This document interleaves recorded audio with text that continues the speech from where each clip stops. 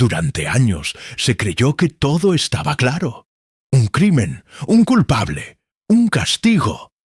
Pero a veces la verdad se esconde justo donde menos la esperamos, aguardando el momento exacto para salir a la luz. Esta es la historia de un hombre entrenado para ser invisible, preciso y letal, que fue humillado públicamente por el mismo país al que había jurado proteger. Lo que parecía una condena segura se transformó en una revelación impactante que nadie, ni siquiera el juez, pudo anticipar. Prepárate para descubrir una historia que sacude los cimientos de la lealtad, el deber y la justicia. Antes de continuar, cuéntanos desde qué lugar del mundo estás escuchando esta historia. Déjanos tu comentario. Y si este tipo de relatos te atrapa tanto como a nosotros contarlos, asegúrate de seguir el canal Sobrevivientes del Silencio. Aquí cada historia es más que palabras. Es una verdad oculta esperando ser escuchada. Lo esposaron como a un ladrón cualquiera. En la sala del tribunal, los flashes de las cámaras se disparaban con una furia que apenas dejaba respirar. Nadie recordaba que aquel hombre de barba rala, cabello corto y ojos helados, había salvado vidas en lugares donde nadie más se atrevía a pisar. Nadie mencionaba que era un SEAL, uno de los mejores francotiradores que la Marina jamás había entrenado. Su nombre era Marco Arévalo, y hasta hacía pocos meses su expediente estaba limpio, intachable. La acusación era grave: asesinato de un civil desarmado durante una operación clasificada en suelo extranjero. El gobierno lo negó todo, como siempre, y lo dejó solo. Marco fue arrestado en su casa, frente a su esposa y su hija, como si fuera un criminal peligroso. Nadie vino a defenderlo. Nadie, salvo un hombre anciano que se sentó al fondo del juzgado el primer día del juicio. No dijo una palabra, solo observó. Los fiscales pintaron a Marco como un soldado desequilibrado, sediento de sangre. Usaron grabaciones fuera de contexto, distorsionaron misiones que aún eran confidenciales y presentaron testigos que claramente habían sido presionados. Su abogado, un veterano legal con más batallas en la corte que en el campo, intentó lo imposible: luchar contra un sistema que ya lo había condenado antes del veredicto. La sala estaba cargada de tensión, y Marco, en silencio, no mostraba emoción alguna. Incluso antiguos compañeros de unidad fueron llamados a testificar. Algunos lo hicieron con miedo en los ojos, otros con rabia contenida. Uno de ellos, el sargento Ledesma, confesó que había recibido amenazas para no hablar a favor de Marco. El juez tomó nota, pero no detuvo el proceso. El aparato judicial avanzaba como una maquinaria implacable, indiferente a la verdad.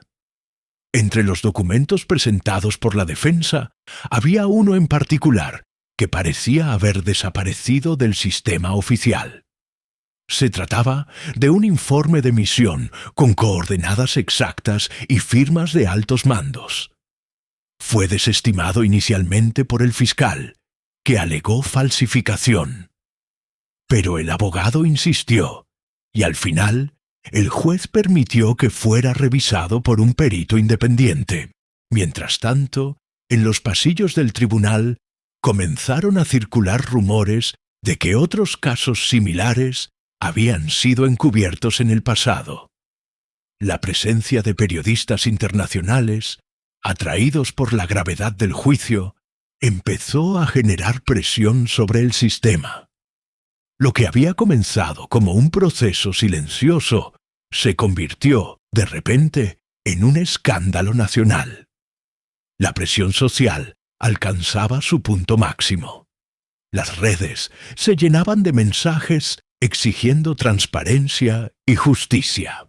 Incluso antiguos oficiales comenzaron a escribir cartas abiertas defendiendo a Marco, recordando operaciones pasadas donde él había actuado con un nivel de profesionalismo impecable. Las autoridades, sin embargo, se mantenían en silencio, esperando que el escándalo se disipara solo. Una mañana, antes de entrar en la sala, Marco recibió una nota anónima en su celda temporal. En ella solo había una frase: «La verdad no siempre se revela en combate». Nadie supo quién la había dejado, pero Marco la dobló cuidadosamente y la guardó en su bolsillo.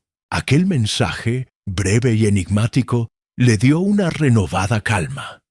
En paralelo, el abogado defensor logró contactar a un técnico de inteligencia retirado que había trabajado en la operación en cuestión. Este hombre, visiblemente nervioso, aceptó testificar bajo juramento. Aportó coordenadas, comunicaciones interceptadas y detalles logísticos que coincidían exactamente con el relato de Marco. Esa fue la grieta por la que comenzó a filtrarse toda la verdad. Esa noche, el abogado de Marco recibió una llamada desde un número oculto. Al otro lado de la línea, una voz distorsionada advirtió: «Hay más en juego de lo que creen. Están tocando nervios que no deberían tocar». Aunque muchos habrían sentido miedo, él lo tomó como una señal de que estaban cerca de algo grande, y redobló sus esfuerzos para exponer la verdad. Mientras tanto, en una base militar al otro lado del país, una joven oficial encontró entre archivos antiguos un documento titulado «Operación Fénix, acceso restringido». No tenía autorización para abrirlo, pero lo hizo. Al leer los nombres y detalles de la misión, supo que debía actuar. Esa misma noche, imprimió una copia y la envió, de forma anónima, al juzgado donde se llevaba el caso de Marco. El juez recibió el sobre al día siguiente. Al principio dudó de su autenticidad, pero tras verificar algunos detalles con sus contactos en la Marina, se dio cuenta de que el documento era genuino. Lo que revelaba era estremecedor. Había una lista negra de operativos encubiertos, algunos de los cuales habían sido eliminados o silenciados por órdenes superiores. Marco estaba en esa lista. La noche anterior al día 10, la esposa de Marco apareció en las noticias. Con voz firme pero ojos llorosos, declaró que confiaba plenamente en la inocencia de su marido. Contó detalles de su carácter, su sentido de justicia y cómo muchas veces llegaba a casa sin dormir, afectado por las decisiones que debía tomar. Su testimonio no tenía valor legal en la corte, pero sí lo tuvo en la opinión pública. Esa misma noche, en un foro en línea de exmilitares, un usuario anónimo publicó una serie de mensajes detallando cómo varias misiones secretas habían sido manipuladas por intereses políticos. Aportó coordenadas, fechas y nombres en clave. Algunos de esos nombres coincidían con los mencionados por el técnico de inteligencia en el tribunal. Fue la chispa que encendió un fuego imparable. La audiencia del día siguiente amaneció con manifestaciones fuera del tribunal. Exsoldados, civiles y activistas levantaban pancartas que decían «Justicia para Marco» y no más héroes olvidados. La presión ya no venía solo del interior del juzgado, sino de todo un país que comenzaba a abrir los ojos ante la cruda realidad de cómo se trata a sus protectores cuando ya no son útiles. La noche anterior, una figura encapuchada fue vista ingresando discretamente al edificio judicial. Los guardias no lo detuvieron. Portaba una identificación oficial que luego se descubriría que había sido falsificada. Esa persona dejó un pequeño paquete en la oficina del juez, con documentos que complementaban los ya enviados por la oficial anónima. Contenían fotografías satelitales, registros de audio y una lista de transferencias financieras relacionadas con la operación. Ese mismo día, El fiscal principal fue visto discutiendo acaloradamente por teléfono en un pasillo. Algunos presentes lograron escuchar frases como «Esto se nos va de las manos» y «No podemos permitir que esto salga a la luz». Aunque no se registró oficialmente esa conversación, varios testigos la reportaron a la prensa. Uno de los jurados con lágrimas en los ojos escribió en su diario personal, más tarde publicado tras el juicio, que esa mañana había sentido por primera vez que no estaban allí para juzgar un crimen, sino para proteger una mentira. Esas palabras resonarían profundamente con la audiencia nacional e internacional. La tensión era ya tan palpable que incluso algunos miembros del equipo legal del gobierno comenzaron a mostrar signos de incomodidad. Una asistente de fiscalía abandonó el recinto llorando tras leer parte de los nuevos documentos filtrados. Más tarde confesaría a un periodista independiente que ya no podía ser cómplice de una mentira institucionalizada. En paralelo, un canal de televisión logró entrevistar a un exanalista militar que había sido despedido años atrás por cuestionar la legalidad de ciertas operaciones. Sin dar nombres, relató una misión idéntica a la que Marco había sido enviado, con los mismos errores deliberados de inteligencia y los mismos intentos de silenciar a los participantes. Aunque no era prueba directa, reforzaba la narrativa de encubrimiento sistemático. Esa madrugada, los teléfonos del juzgado comenzaron a sonar sin parar. Decenas de llamadas anónimas ofrecían más información, más documentos, más nombres. Algo que había comenzado como un juicio aislado se transformó en una grieta que amenazaba con derrumbar toda una estructura de poder. En medio de toda esta tensión creciente, comenzaron a aparecer grafitis en distintas ciudades con el rostro de Marco acompañado de frases como «héroe olvidado» y «la verdad no se esconde». Las autoridades intentaron borrar los mensajes, pero cada noche volvían a aparecer, más grandes y en más lugares. El país entero empezaba a dividirse entre los que aún confiaban en el sistema y los que exigían justicia. Una reconocida periodista de investigación publicó un informe de 20 páginas revelando cómo varios casos similares al de Marco habían sido enterrados en burocracia y silencio. Su investigación exponía la existencia de una red secreta de operaciones encubiertas que respondían a intereses políticos más que estratégicos. El nombre de Marco figuraba varias veces como testigo incómodo. Incluso en la comunidad internacional comenzaron a escucharse voces de protesta. Organizaciones de derechos humanos solicitaron acceso a los documentos clasificados y una revisión independiente del proceso legal. La presión ya no era solo mediática, se volvía diplomática. Horas antes de que iniciara esa jornada decisiva, el abogado defensor recibió una nota enviada por mensajería express sin remitente. Dentro del sobre había una fotografía en blanco y negro. Marco saludando a un niño local durante una misión en el extranjero, rodeado de escombros y fuego cruzado. En el reverso, escrito a mano, «Él me salvó la vida». La imagen fue presentada ante el juez como símbolo del impacto humano detrás de cada decisión que Marco había tomado. Ese mismo día, un excomandante del pelotón de Marco, que había desaparecido del radar tras una misteriosa baja médica, reapareció por voluntad propia. Con muletas y cicatrices visibles, entró al tribunal sin anunciarse y pidió hablar.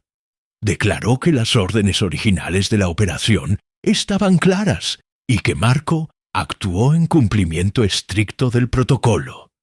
Su testimonio no estaba previsto, pero nadie se atrevió a detenerlo. Mientras tanto, en las afueras del juzgado, cientos de personas encendieron velas y colocaron placas improvisadas con el nombre de Marco. Se había convertido en un símbolo de todos los soldados olvidados, de todos los que fueron traicionados por el sistema que alguna vez prometió protegerlos.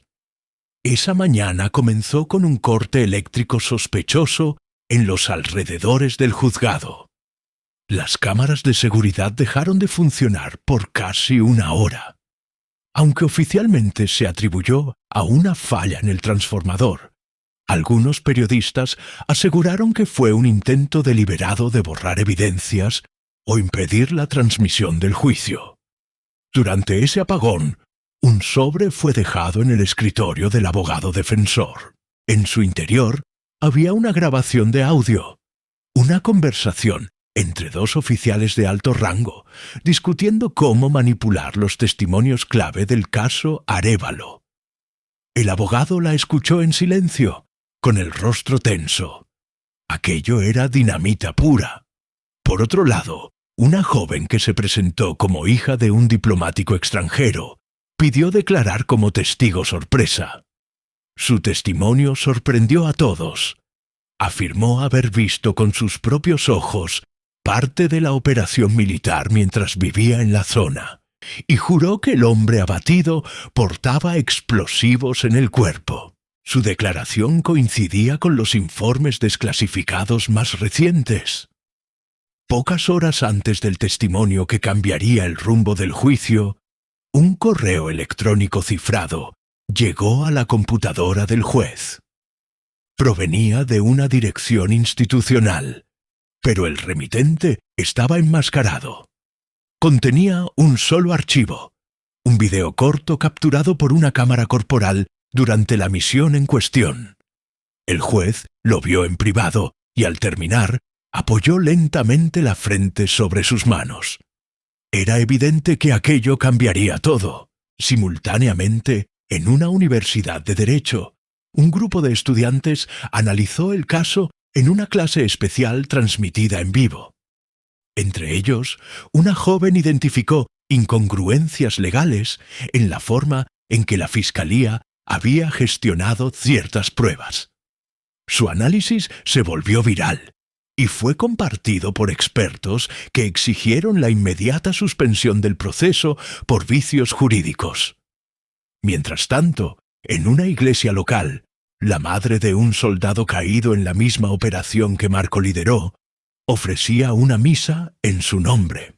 Con voz temblorosa, dijo frente a decenas de personas: «Si mi hijo estuviera vivo, estaría aquí defendiendo a Marco, porque lo conocía, porque confiaba en él y porque sabía que nunca dispararía sin razón». Sus palabras, captadas por un medio local, conmovieron a miles. Aquel amanecer se respiraba distinto. El cielo, cubierto de nubes pesadas, parecía presagiar lo que vendría. Los alrededores del juzgado estaban custodiados con más presencia militar que de costumbre. Se hablaba en voz baja de la posibilidad de disturbios si las cosas seguían ocultándose. Aún así, la gente no se dispersó. Permanecían firmes, como si supieran que algo estaba por quebrarse. Dentro del juzgado, el ambiente era igual de tenso. El abogado defensor se mantenía en constante revisión de sus notas, pero había algo en su mirada, una certeza. Sabía que ese sería el día. Marco, en su asiento habitual, cruzaba los brazos sin decir palabra, pero por primera vez en días se permitió mirar al público. Allí, entre las sombras, su hija le sonrió. Ese instante de humanidad pareció romper el hielo de todo lo que estaba por venir. Un fotógrafo independiente logró capturar ese momento entre padre e hija. La imagen se volvió viral antes del mediodía, acompañada de la frase: «A veces los héroes no llevan capa, sino cadenas injustas». Ese gesto silencioso conmovió incluso a quienes aún dudaban de su inocencia, sumando más voces al clamor colectivo por justicia. Minutos después, un sonido metálico interrumpió el murmullo del tribunal. Era una llave cayendo al suelo. La había dejado caer uno de los oficiales de seguridad, visiblemente emocionado. Más tarde declararía que se sintió incapaz de seguir escoltando a un hombre al que ahora consideraba un héroe. Su gesto desató un aplauso espontáneo en la sala. Detrás de todo esto, en una oficina alejada de la ciudad, una figura poderosa observaba en silencio la transmisión del juicio. Con el ceño fruncido y el rostro sombrío, apagó el monitor y murmuró: «Era cuestión de tiempo». Aquella frase selló un capítulo, pero abría la puerta a muchos más que aún debían escribirse. Uno de los fiscales, al ver la escena, bajó la mirada con incomodidad. Tal vez por primera vez comenzó a preguntarse si, en su afán de ganar, no estaría destruyendo la vida de un inocente. Era solo una grieta en la coraza del juicio, pero suficiente para que comenzara a resquebrajarse. Pero el día número 10 del juicio, algo cambió. Mientras un supuesto testigo clave declaraba, la puerta del tribunal se abrió lentamente. Un oficial de uniforme impecable, con insignias que dejaban claro su rango, cruzó la sala con paso firme. Nadie lo esperaba. Se trataba del almirante Eduardo Núñez, retirado, pero aún respetado por toda la cadena de mando. Su presencia en ese lugar lo cambió todo. El juez, sorprendido, le permitió hablar, y cuando lo hizo, el aire se congeló. El hombre al que ustedes están juzgando no solo es inocente, sino que debería estar recibiendo una medalla, no una sentencia. Yo aprobé la operación. Yo vi las imágenes reales. Y sé con certeza que el hombre que cayó no era un civil, sino un terrorista buscado por múltiples ataques. La orden fue mía. Silencio absoluto. La fiscalía intentó interrumpirlo, pero el juez levantó una mano. El almirante sacó un sobre sellado con el escudo de la Marina. Aquí está el informe original. Clasificación nivel Omega. Ya fue desclasificado. Léanlo. Lo que siguió fue una tormenta. El juicio se detuvo. El juez ordenó una revisión inmediata. Los medios, que hasta entonces habían destrozado la reputación de Marco, empezaron a mostrar imágenes del almirante y a preguntarse qué más se estaba ocultando. En 48 horas, el tribunal se reconvocó. Las pruebas eran irrefutables. La identidad del supuesto civil, las órdenes de misión, incluso grabaciones de drones, confirmaban la versión del almirante. Marco había cumplido su deber. El juez pidió disculpas. En un acto sin precedentes, se levantó de su asiento y se acercó a Marco para estrecharle la mano. «Señor Arévalo, este tribunal le debe algo más que una disculpa. Le debe honor». Marco no respondió. Solo miró al fondo de la sala, donde el anciano que lo había observado desde el principio ahora sonreía ligeramente. Nadie supo nunca quién era ese hombre. Algunos dijeron que era un antiguo mentor, otros que fue un compañero de misión. Pero lo cierto es que, al terminar todo, desapareció sin dejar rastro. Marco fue absuelto, pero no volvió a la Marina. Se retiró en silencio, igual que vivió toda su vida operativa. Se mudó con su familia a una granja en el sur del país, lejos de las cámaras y del ruido. No dio entrevistas, no escribió libros, solo pidió que dejaran de usar su nombre para fines políticos. Hoy, cuando alguien menciona su historia, la mayoría solo recuerda el titular escandaloso de su arresto. Pocos conocen la verdad completa. Pero aquí, en este canal, te la contamos, porque hay historias que merecen justicia tanto como las personas que las vivieron. ¿Tú qué habrías hecho en su lugar?